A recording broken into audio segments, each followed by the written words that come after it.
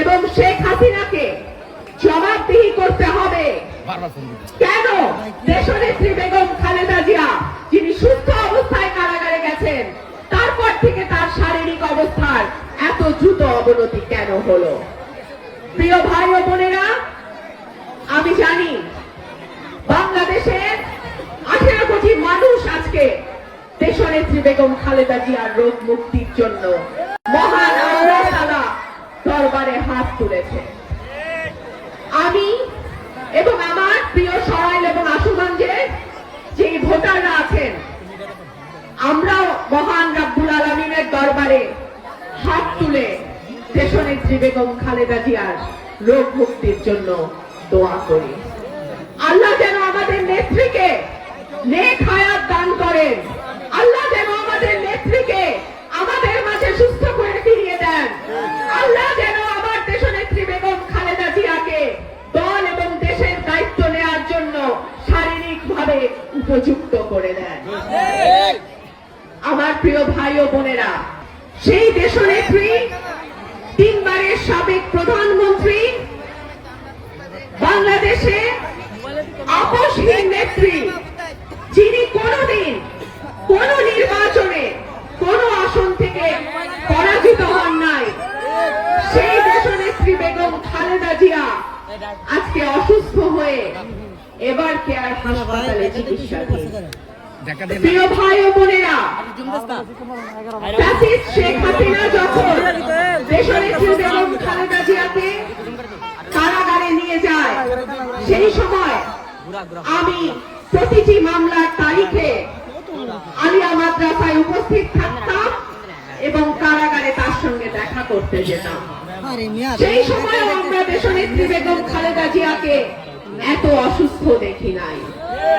যেই মানুষটি সুস্থ শরীরে হেঁটে গাড়িতে উঠে ফ্যাসিস্ট হাসিনার কারাগারে গেল, সেই মানুষটির সঙ্গে কি করা হয়েছে এটা জাতি জানতে চায়।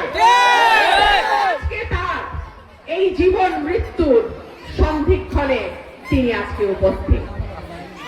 আমরা সন্দেহ করি তিনি যখন কারাগারে ছিলেন তখন তাকে কোন রকম কোন চিকিৎসা দেওয়া হয় নাই। তিনি যখন কারাগারে ছিলেন তখন জানি না তাকে কি বিষ প্রয়োগ করা হয়েছে কিনা, কিংবা এমন কিছু করা হয়েছে কিনা যে কারণে তার শারীরিক অবস্থার এত দ্রুত অবনতি হয়েছে। আওয়ামী লীগকে বা তারও আগে 111-এ তাকে অপশন দেওয়া হয়েছিল যে আপনি আপনার সন্তানদেরকে নিয়ে বিদেশ চলে যান, আপনি আর দেশে আসবেন না। হাসিনা চলে গেছিল, কিন্তু আপনাদের যদি মনে থাকে হাসিনা কিন্তু চলে গেছিল, হাসিনা এই অপশনটা নিয়েছিল। আপোষ করে নাই কে? বেগম খালেদা জিয়া। এবং যেহেতু বেগম খালেদা জিয়া আপোষ করে নাই, তার জন্য একটা পয়েন্টের পর হাসিনা আবার ফেরত চলে আসছে। যাই বেগম খালেদা জিয়া রয়ে গেছে, তাহলে তো আর আমার দল হেরে যাবে, সে ফেরত চলে আসছে। তাহলে আসল সাহস দেখিয়েছে কে? বেগম খালেদা জিয়া। যতবার তাকে যত অপশন দেওয়া হয়েছে সে কিন্তু হার মানে নাই। এই যে 2013-14 নির্বাচন, যেখান থেকে আসলে স্বৈরাচারী হাসিনার জন্ম হলো, সেই জায়গাতেও কিন্তু দেখেন, আপনারা কেউ মনে কিছু নিয়েন না, আমি জাস্ট মন থেকে কথা বলছি। ওই সময় কিন্তু আমি নিজেও শেখ হাসিনা সরকারের বিরুদ্ধে দাঁড়িয়েছিলাম, আমি নিজে অত্যাচারিত হয়েছিলাম। বেগম খালেদা জিয়া যখন বেরিয়ে এসেছিলেন, তার বাসার সামনে যখন ট্রাক দিয়ে বন্ধ করে দিলেন, বালুর ট্রাক দিয়ে, যখন পুলিশ কর্ডন দিয়ে আটকে দিলেন, তখন আমরাও কিন্তু ঘরে বসে বসে আমরা চেষ্টা করছিলাম, মানে তখন আমি অন্য একটা দলের সাথে সম্পৃক্ত ছিলাম, আমি আমার জায়গা থেকে চেষ্টা করেছিলাম ওই দলের লোকজনকে আমরা নামাইতে পারি নাকি, কতখানি নামাইতে পারি, আমি সক্ষম হই নাই, সেটা ভিন্ন কথা।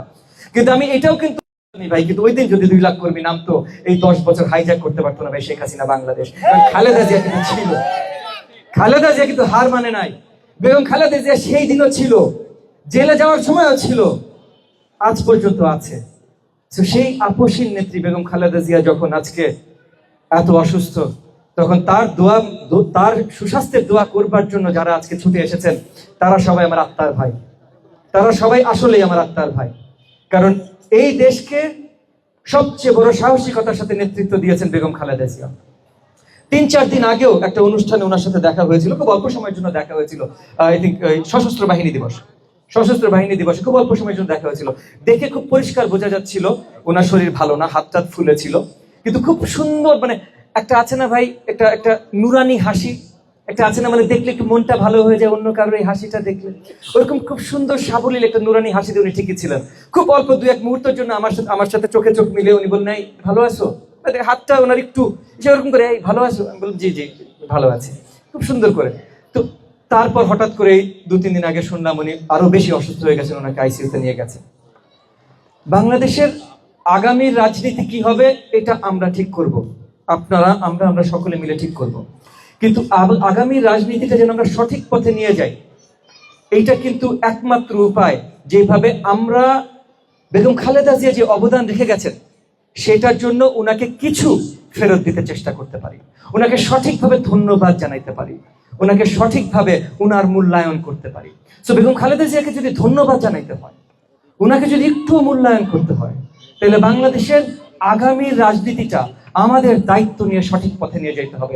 নিশ্চয়ই আমরা সারাদিন বসবো, আজকেও জুম্মায় আমরা দোয়া করেছি ওনার সুস্বাস্থ্যের জন্য, আমরা বসবো, আমরা নামাজে বসে দোয়া করবো, সবসময় তার জন্য দোয়া করবো, কিন্তু তার সঠিক মূল্যায়নটা তখন হবে যখন আমরা আসলে বাংলাদেশের রাজনীতিটাকে সঠিক পথে নিয়ে গেছি।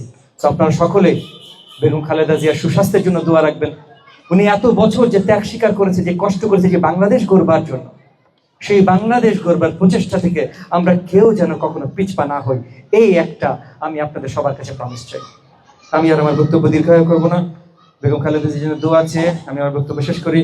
রব্বানা আতিনা ফিদ দুনিয়া হাসানাতান ওয়া ফিল আখিরাতি হাসানাতান ওয়া কিনা আযাবান নার।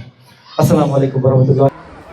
আজকে আমি যে কিন্ডারগার্টেন স্কুলে উদ্বোধন অনুষ্ঠানে উপস্থিত, আমি আশা করব এই কিন্ডারগার্টেন স্কুলটি আড়াইশিদার আপামর জনসাধারণের যেই শিশু সন্তানরা আছে তাদের শিক্ষার জন্য, তাদের ভবিষ্যৎ গঠনের জন্য এবং তাদের নৈতিক এবং যেই প্রাথমিক শিক্ষা সেইখানে ভালো অবদান রাখবে এবং আমাদের কোমলমতি শিশুরা তারা যেন আগামীতে দেশ ও জাতি গঠনে কার্যকর ভূমিকা রাখতে পারে, সেই জন্য এই স্কুলটি তার ছোট্ট পদক্ষেপ নিয়ে এগিয়ে যাবে, এই শুভকামনা আমি করছি।